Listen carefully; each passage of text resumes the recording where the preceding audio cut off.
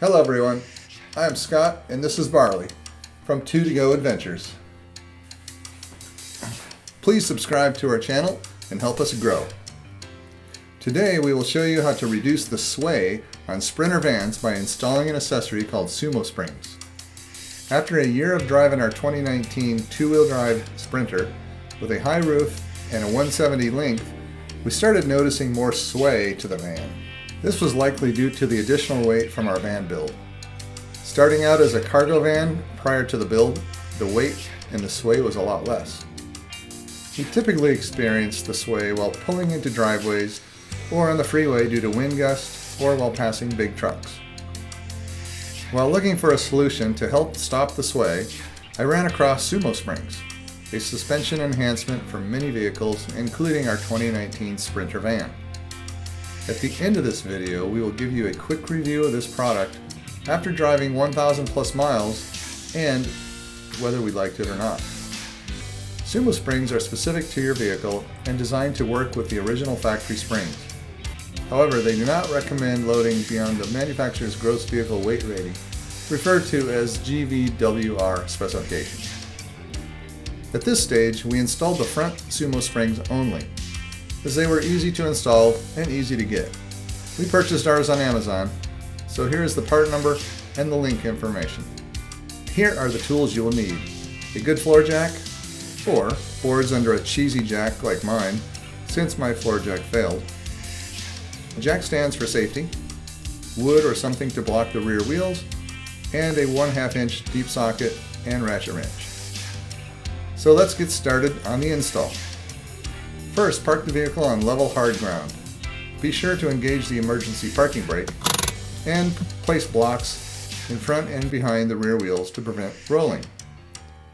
Next, turn the front wheels to open up the front area, giving more space to work in the wheel wells. Then, jack the front of the vehicle, allowing the suspension to hang freely, meaning take all the weight off the front wheel of the side that you're working on. I recommend doing one side at a time. Make sure you find a safe frame area to jack up the van, no pun intended. It is recommended to also use a jack stand for safety while you work under your vehicle. So once that is done, you have to remove the existing factory bump stop from the frame.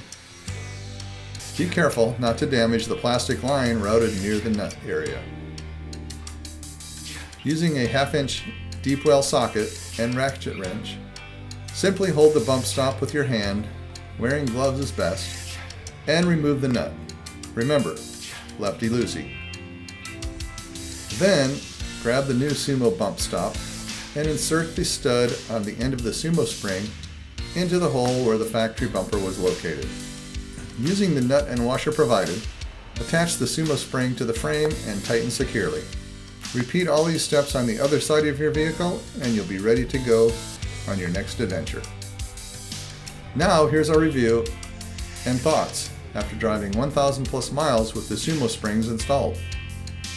Prior to the Sumo springs installed, the sway was severe in my opinion. It even caused the crosswind assist to activate more often. The standard bump stops do not touch the A-arms until a significant sway increase. So the benefit to the Sumo springs is they are always engaged and touching the A-arms, which slows the sway significantly. They definitely reduced body roll or sway, while giving the van a more controlled feel while cornering.